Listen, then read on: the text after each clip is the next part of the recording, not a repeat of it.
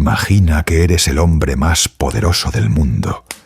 Has conquistado naciones enteras, has cruzado ríos prohibidos y tu nombre hace temblar a los reyes más valientes de la tierra.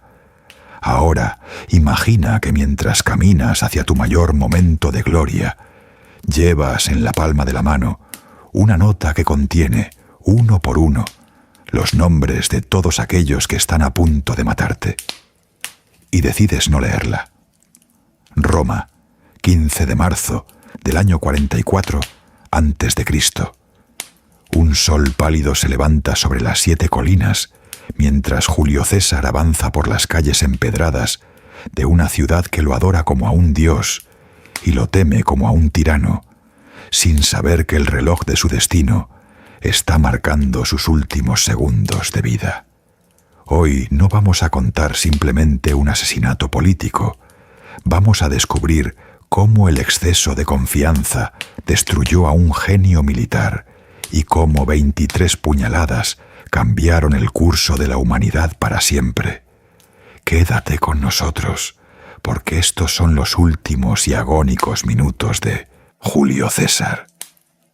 Para entender por qué el hombre que puso a Roma a sus pies terminó desangrado en el suelo de un teatro, hay que comprender primero qué fue lo que hizo para que sus propios amigos y aliados más cercanos quisieran verlo muerto con una desesperación casi religiosa. César no era solo un general brillante, era una fuerza de la naturaleza, un torbellino que había redibujado el mapa del mundo conocido.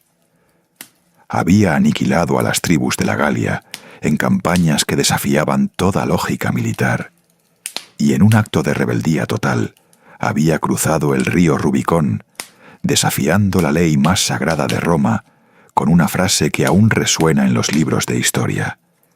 Alea iacta est, la suerte está echada. Esa decisión marcó el inicio de una guerra civil que lo dejaría como el único hombre en pie, el amo absoluto de un imperio que se extendía desde las brumas de Britania hasta las arenas de Egipto. Pero al regresar a la ciudad eterna, César cometió el pecado que la vieja aristocracia romana consideraba imperdonable. Se hizo nombrar dictador perpetuo. En una urbe que se sentía orgullosa de su libertad y que odiaba la idea misma de tener un rey desde la expulsión de los tarquinos siglos atrás, ver a César sentado en un trono de oro era una afrenta insoportable. Su rostro aparecía en las monedas, sus estatuas se vestían con ropajes divinos y se comportaba como si el Senado fuera simplemente su oficina particular.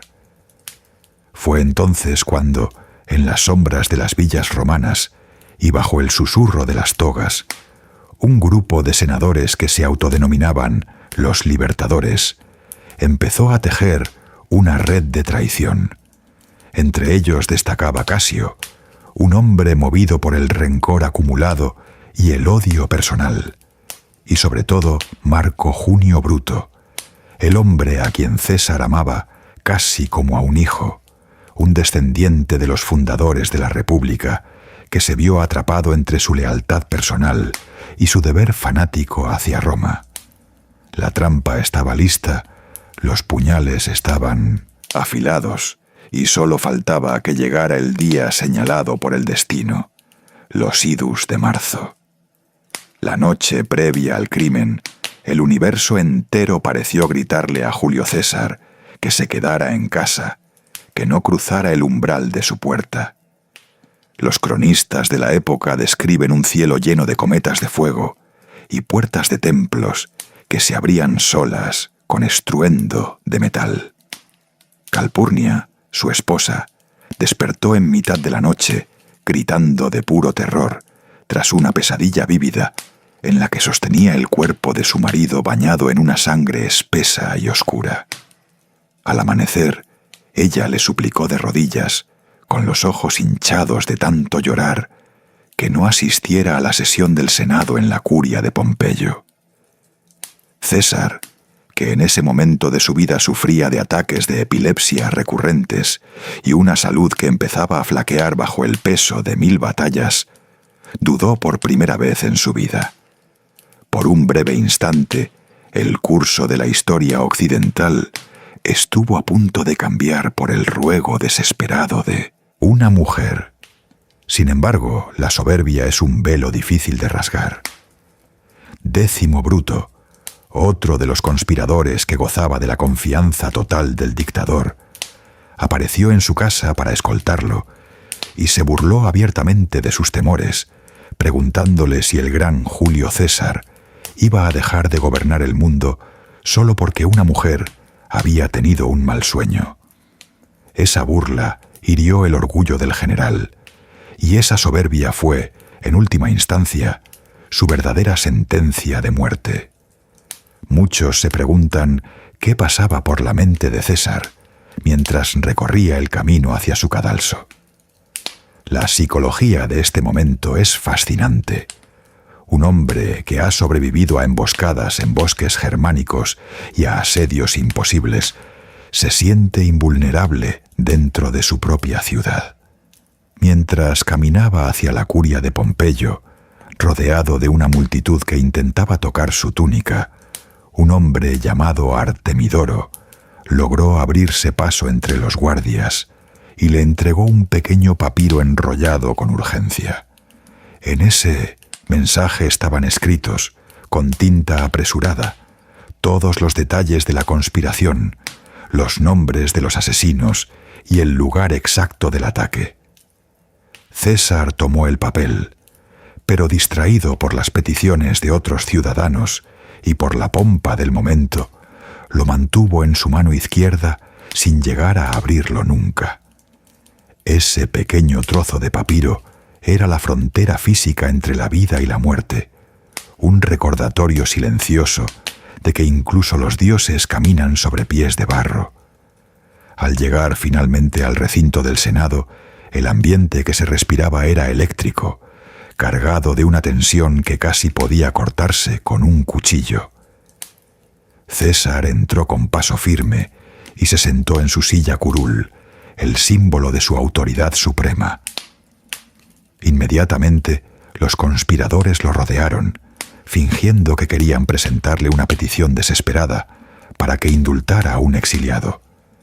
Era una coreografía ensayada de antemano. Tulio Cimbro se acercó más de lo debido y tiró con fuerza de la toga de César, dejando su cuello y hombros al descubierto por completo. Esa era la señal acordada. «¡Esto es violencia!», gritó César, dándose cuenta finalmente de que la trampa se había cerrado. En ese mismo instante, Casca sacó una daga que llevaba oculta y lanzó el primer golpe con manos temblorosas.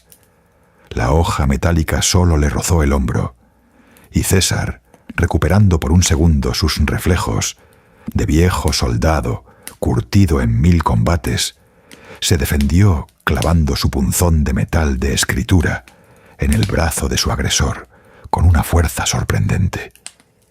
Pero la superioridad numérica era absoluta. El resto de los senadores, hombres a los que él había perdonado la vida en el pasado, sacaron sus dagas y se abalanzaron sobre él como una jauría de lobos. El ataque se convirtió en un caos de metal chocando, túnicas desgarradas y gritos que rebotaban en las paredes de mármol. César luchaba con la ferocidad de un animal acorralado, recibiendo puñaladas en los costados, en los muslos y en la espalda, intentando buscar una salida que no existía. Pero entonces ocurrió el golpe que realmente lo mató antes de que su corazón dejara de latir. Entre la multitud de asesinos sedientos de sangre, César vio la cara de Marco Junio Bruto. Al ver que el hombre por el que él lo habría dado todo, el hombre al que había protegido y ascendido, también empuñaba un puñal contra él, la resistencia de César se desvaneció por completo. Ya no hubo más lucha, no hubo más intentos de huida, solo una profunda y terminal decepción.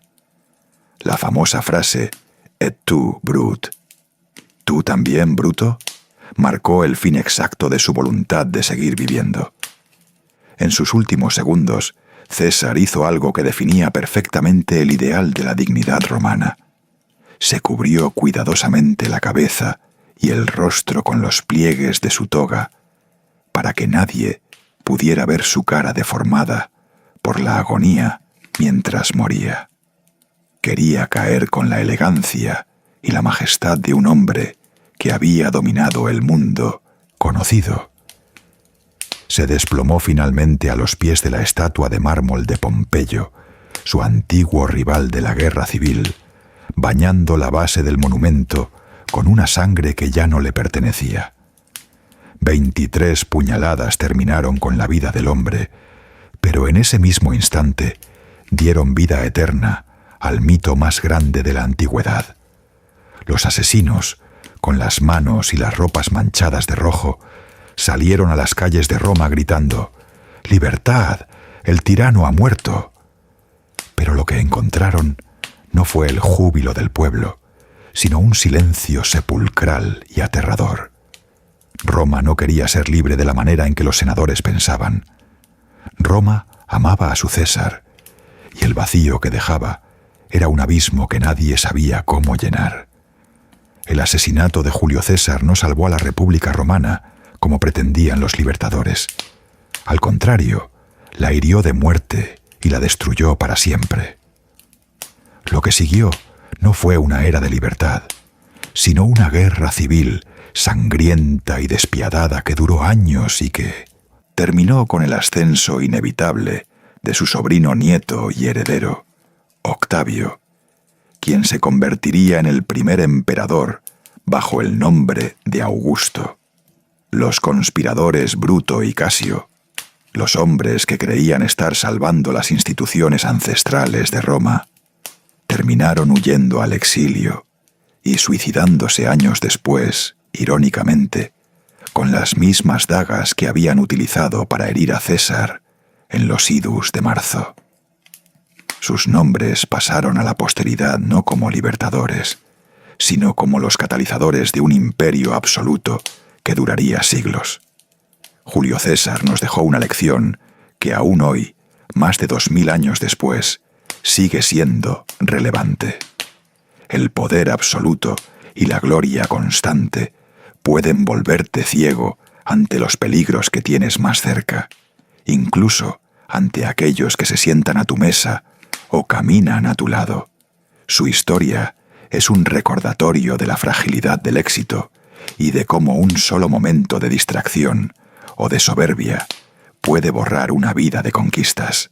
Si te ha gustado esta reconstrucción detallada de uno de los momentos más dramáticos de la historia universal, no olvides suscribirte al canal y activar la campana de notificaciones. Tu apoyo es lo que nos permite seguir investigando y creando estos documentales inmersivos. Y para cerrar, me gustaría dejar una pregunta abierta para el debate en los comentarios.